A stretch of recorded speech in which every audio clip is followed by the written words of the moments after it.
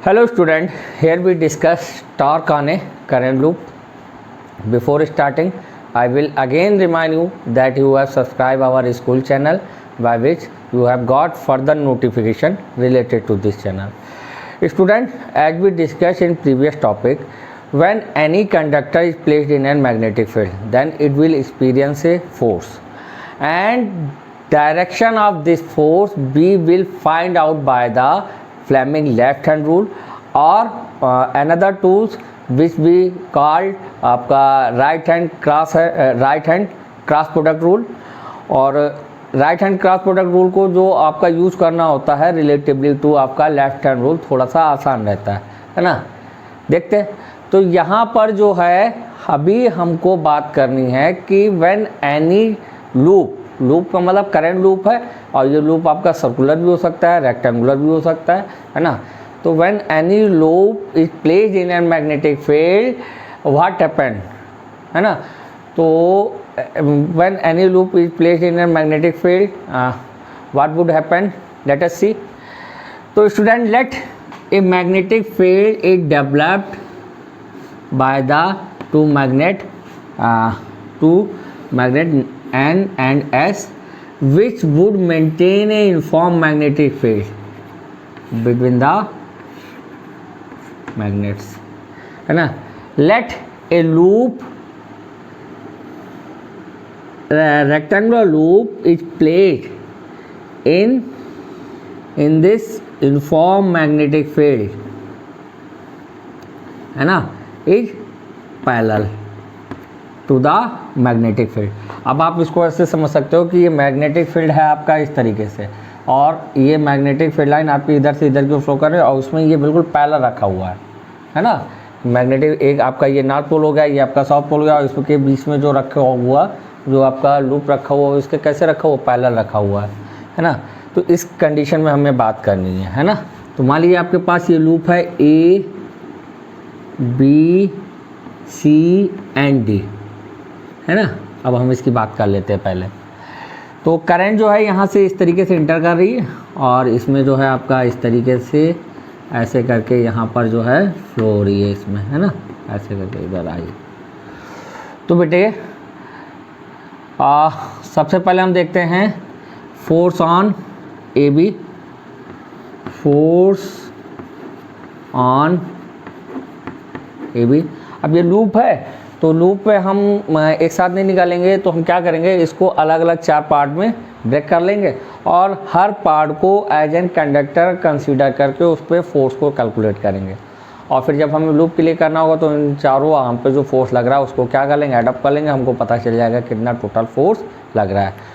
और अगर ये फोर्स जो है equal in magnitude but opposite in direction अगर किसी लाइन ऑफ एक्शन के अलॉन्ग लग रहा है, तो वहाँ पे क्या होगा, टॉर्क का एग्जिस्टेंस होगा, जिसकी वजह से जो आपका लूप है रेक्टेंगुलर लूप जो मैग्नेटिक फील्ड में क्या कर जाएगा, आपका रोटेट कर जाएगा। अभी देखते हैं इसको। तो force on AB, conductor AB, है ना, फोर्स ऑन कंडक्टर AB। तो हम कंडक्टर AB पे देखते हैं बेटा। तो आपको पता है मैग्नेटिक फील्ड इस तरफ, तो हम राइट हैंड क्रॉस रूल को ही यूज़ करेंगे। तो आपका लेंथ एलिमेंट जो है वो आपका इस तरफ, है ना, मैग्नेटिक फील्ड इस तरफ।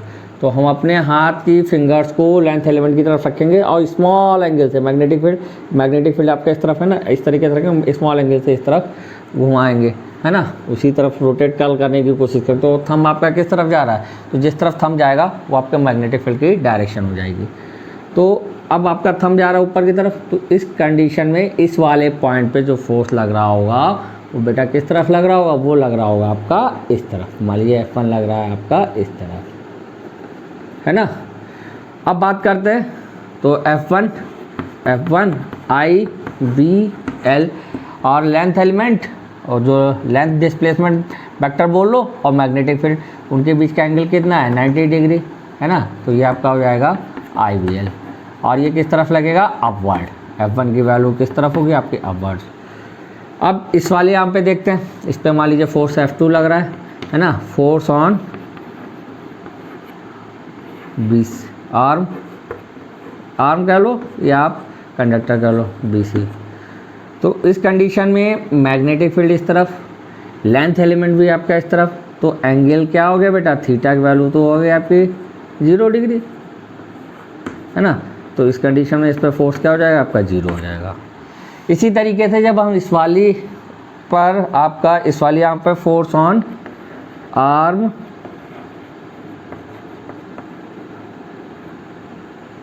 है आपकी CD, तो आर्म CD पे जब हम फोर्स कैलकुलेट करेंगे तो वो फोर्स क्या हो जाएगा, मान लीजिए वहाँ पर फोर्स जो इस वाली यहाँ पे F3 लग रहा है ना, F3 हम कैलकुलेट करते हैं, तो F3 बेटा कितना हो जाएगा। तो हमें क्या करना है, लेंथ एलिमेंट, तो आपका लेंथ एलिमेंट आपका इस तरफ होगा, मतलब जो आपका डिस्प्लेसमेंट वेक्टर होगा, लेंथ डिस्प्लेसमेंट वेक्टर होगा वो आपका इस तरफ, मैग्नेटिक फील्ड आपका इस तरफ। तो लेंथ डिस्प्लेसमेंट वेक्टर की तरफ अपनी फिंगर को रखना है और इसको कल करेंगे मैग्नेटिक फील्ड की डायरेक्शन में। तो ये आपका इस तरीके से मैग्नेटिक फील्ड की डायरेक्शन में कल करो, तो ये थंब कहाँ जा रहा है, इनसाइड। तो मैग्नेटिक जो आपका इस पर जो फोर्स लगेगा वो आपका किस तरफ लगेगा, आपका F3 वो आपका इस तरफ लगेगा, है ना। इसी तरीके से इस वाली आर्म पे बात करेंगे तो F3 की जो आपकी, पहले हम F3 को देख लेते हैं। F3 इक्वल टू हो गया बेटा IVL, और यहाँ पे भी एंगल 90 डिग्री, ये लेंथ एलिमेंट इस तरफ इस वाले पॉइंट पर, और जो मैग्नेटिक फील्ड वो आपका इस तरफ। तो लेंथ एलिमेंट और मैग्नेटिक फील्ड में जो आपका एंगल है वो कितना है, 90 डिग्री, ये 90 डिग्री तो है, तो उस कंडीशन में IVL sin 90, तो ये हो गया IVL। और इसी तरीके से AD आर्म पे अगर हम देखें, फोर्स ऑन AD आर्म, है ना, AD आर्म पर जो होगा वो आपका हो जाएगा आपका F4 की वैल्यू 0। क्यों, क्योंकि लेंथ एलिमेंट आपका, अगर करंट की डायरेक्शन में लेंथ डिस्प्लेसमेंट वेक्टर देखेंगे, लेंथ एलिमेंट को हम देखेंगे, है ना, तो लेंथ डिस्प्लेसमेंट वेक्टर आपका इस तरफ, मैग्नेटिक फील्ड इस तरफ, थीटा की वैल्यू इस कंडीशन में कितना है, थीटा की वैल्यू इस कंडीशन में 180 डिग्री है, तो हाँ यहाँ पर F4 की वैल्यू क्या हो जाएगी बेटा, 0 हो जाएगी, है ना। और हम डायरेक्शन कैसे निकालते हैं, अगर आप इसको देखो, भूल गए तो आप देखो, जैसे ये वेक्टर A है और ये वेक्टर B है, तो जब हम इन दोनों का क्रॉस प्रोडक्ट लेते हैं, मान लीजिए A क्रॉस B लिया आपने, है ना, तो A क्रॉस B कैसे लेंगे, हम वेक्टर A की तरफ रखेंगे अपनी फिंगर्स को, है ना, और स्मॉल एंगल जो A और B के बीच में जो स्मॉल एंगल बन रहा है, तो स्मॉल एंगल तो आपका यही है, उधर से ही हम रोटेट करते हैं, ये वाला एंगल आपको नहीं लेना है, स्मॉल एंगल की तरफ। तो हम अपने A की तरफ फिंगर्स को रखेंगे और B की तरफ रोटेट करेंगे, तो थंब किस तरफ जा रहा है आपका, ऊपर तरफ। तो इस कंडीशन में जो आपका इन दोनों का क्रॉस प्रोडक्ट होगा, अब अगर मान लीजिए ये दोनों इस प्लेन में हैं तो इसके कैसे होगा, नॉर्मल डायरेक्शन में। अगर B क्रॉस A ले लोगे इसी तरीके से, तो B क्रॉस A लेने के मतलब B क्रॉस A B की तरफ रखा और A की तरफ रोटेट कर दो, तो थंब किस तरफ जा रहा है, अंदर की तरफ, है ना। तो समझ गए, इस तरीके से हमको डायरेक्शन लेनी है। Right hand cross product rule जो डायरेक्शन निकालने के लिए थोड़ा सा कन्वीनियंट है रिलेटिव टू आपका लेफ्ट हैंड रूल, वैसे तो हम लेफ्ट हैंड रूल का भी यूज कर सकते हैं, है ना। तो अब हमने देख लिया कि आपका सिर्फ इस वाली आर्म पर और इस वाली आर्म पर फोर्स लग रहा है, बाकी इस पर जो F2 और F4 ये दोनों फोर्सेस क्या हो जाते हैं, 0 हो जाते हैं। तो जब ये आपका इस तरीके से, ये मान लीजिए इसकी लेंथ जो है आपकी रेक्टेंगुलर लूप की L है, और ब्रेड्थ जो है वो मान लीजिए बेटा आपने कितनी कंसीडर कर ली, V कंसीडर कर ली, है ना। तो इस पर जो फोर्स लग रहा है वो आपका F1 जो लग रहा है वो आपका इस तरफ, और F3 जो लग रहा है वो आपका इस तरफ, है ना। और इनके बीच की डिस्टेंस कितनी थी बेटा, V। तो और ये आपका रोटेशन एक्सिस, तो ये आपका F3 आर्म पे फोर्स जो है वो आपका इस तरफ, और F1 आर्म पे जो है आपका फोर्स इस तरफ। तो ये लाइन ऑफ एक्शन के कॉरस्पॉन्डिंग, रोटेशन एक्सिस के line of action rotation axis के कॉरस्पॉन्डिंग ये जो लूप होगा, रेक्टेंगुलर लूप होगा, वो क्या हो जाएगा आपका, रोटेट कर जाएगा इस तरीके से, और ये इस तरीके से क्या करेगा, रोटेट करेगा। तो अगर हमें टॉर्क कैलकुलेट करना है तो लाइन ऑफ एक्शन होगी बेटा आपकी ये, तो फोर्स इंटू परपेंडिकुलर डिस्टेंस, तो टोटल टॉर्क क्या हो जाएगा, टाउ इक्वल टू टाउ1 प्लस टाउ2। टाउ1 की वैल्यू बात करें तो ये हाफ डिस्टेंस कितनी होगी, V/2, ये हाफ डिस्टेंस कितनी होगी, V/2। तो हो जाएगा आपका IVL four F1 into perpendicular distance, F3 into perpendicular distance, F1 की वैल्यू IVL इंटू V/2, और ये भी आपका IVL इंटू V/2। तो टोटल कितना हो जाएगा आपका, tau equal to IVL into B, है ना। और L इंटू B को हम लिख सकते हैं एरिया ऑफ दिस लूप, है ना। इसका एरिया क्या होगा L इंटू बी, तो L इंटू बी को हम लिख लेंगे ये, तो टाउ इक्वल टू क्या हो जाएगा IBA। तो ये केस तब है जब हमारा ये लूप इस मैग्नेटिक फील्ड में कैसे रखा हुआ था, पैरेलल रखा हुआ था, मतलब मैग्नेटिक फील्ड इस तरफ मैग्नेटिक फील्ड के पैरेलल रखा हुआ था ये लूप, तब इस कंडीशन में हमारा टॉर्क कितना आता है IBA लग रहा है ना। अब हम बात करेंगे कि जब आपका ये लूप जो है ना, ये लूप जो है मैग्नेटिक फील्ड में किसी एंगल पर रोटेट कर जा रहा है ना, तो इसके लिए हम बात करते हैं, है ना। तो ये अब हम बात करते हैं कि जब ये जो है लूप इस मैग्नेटिक फील्ड में किसी एंगल पर रोटेट कर गया, तो मान लीजिए ये रोटेशन तो आपका इस तरफ है, तो कुछ टाइम के बाद जो है ये जो लूप है ना, ऐसे ना होके कुछ इस तरीके से, तो उसकी सिचुएशन जो है आपका कुछ इस तरीके से हो जाती है ना, ये लूप जो है ना। तो हम A B C and D, ये आपकी हो गई रोटेशन एक्सेस, ये इस तरीके से ओमेगा वेलोसिटी से मूव कर रहा है। अब देखना बेटा, अगर हम इस वाले पॉइंट पे बात करें, करंट जो है आपकी ऐसे करके इंटर कर रही थी, है ना, और इस वाली आर्म से इस तरीके से मतलब निकल रही थी, तो इस वाले पॉइंट पे अब ये फोर्स जो है इसके हर पॉइंट पे सेम ही होगा, यानी यहाँ पे चाहे निकालो, चाहे आप यहाँ पे निकालो, चाहे यहाँ पे निकालो, हर पॉइंट पर जो फोर्स होगा वो आपका सेम होगा। तो अगर हम इस पर लेफ्ट हैंड रूल लगाते हैं या फिर right hand cross product rule use करते हैं, तो लैंड डिस्प्लेसमेंट वेक्टर और मैग्नेटिक फील्ड आपका इस तरफ है, ये मैग्नेटिक फील्ड की डायरेक्शन है। तो ये मैग्नेटिक फील्ड जो है इस वाले प्लेन से जब ये ऐसे करके है और मैग्नेटिक फील्ड ऐसे, तो इससे मान लीजिए कितने एंगल पर रोटेट कर जा रहा है, इसको थीटा एंगल, कितने एंगल पे हम मान लीजिए थीटा, ये मैग्नेटिक फील्ड तो आपका पैरेलल ही लगेगा, है ना। तो ये मैग्नेटिक फील्ड की डायरेक्शन हो गई B। अब जो है इस वाली आर्म पे जो फोर्स लगेगा यानी F3, वो तो आपका डाउनवर्ड डायरेक्शन में लगेगा F3, है ना, F3 IBL। और इस वाली आर्म पर जो फोर्स लगेगा F1, वो आपका किस तरफ लगेगा, वो आपका अपवर्ड डायरेक्शन में लगेगा F1 IBL। लेकिन अगर हम इसकी बात करें तो ये तो मैग्नेटिक फील्ड से इतना, तो ये प्लेन जो है अगर हम नॉर्मल बात करें, ये इसका नॉर्मल है ना, तो ये नॉर्मल जो है मैग्नेटिक फील्ड से मान लीजिए इतने एंगल पे है ना, आप इसको ऐसे समझ सकते हो, ये नॉर्मल हो गया। अब अगर हम देखें, है ना, तो इस कंडीशन में इस वाली आर्म पे तो फोर्स ये डाउनवर्ड डायरेक्शन में, ये अपवर्ड डायरेक्शन, इस पर कितना फोर्स लगेगा। तो देखो बेटा, आपका अब जो है ये इस तरीके से है ना, ये जो है ऐसे था पहले, अब जो ऐसे करके रुक गया, है ना। और ये अब जो मैग्नेटिक फील्ड से किसी एंगल पर, मैग्नेटिक फील्ड जो है पहले यहाँ पे पैरेलल था, ऐसे प्लेन रखा हुआ था, है ना, इस तरीके से आप ऐसे समझ लो, ये ऐसे रखा हुआ था, अब जो है ऐसे करके हो गया, है ना। तो ये वाली सिचुएशन हमने ली, तो अब ये वाली सिचुएशन जब हमने ली है, तो ये आपका मैग्नेटिक फील्ड तो उसी तरफ है, ऐसे करके पैरेलल है, और ये जो है पैरेलल ना होकर कुछ किसी एंगल पे मूव कर गया है।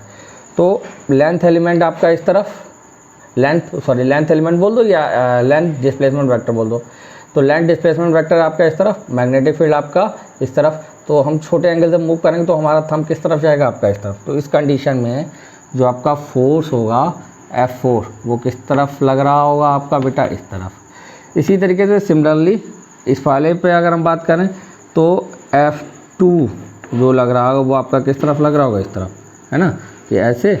और इसको जब हम जो है ऐसे करके है, और इसको जब हम मैग्नेटिक फील्ड की डायरेक्शन में वो रोटेट करेंगे, है ना, रोटेट करेंगे, तो मैग्नेटिक फील्ड की डायरेक्शन जो है आपका ऐसे रोटेट करेंगे, तो ये F2 फोर्स किस तरफ आ जाएगा, आपका इस तरफ आ जाएगा, है ना।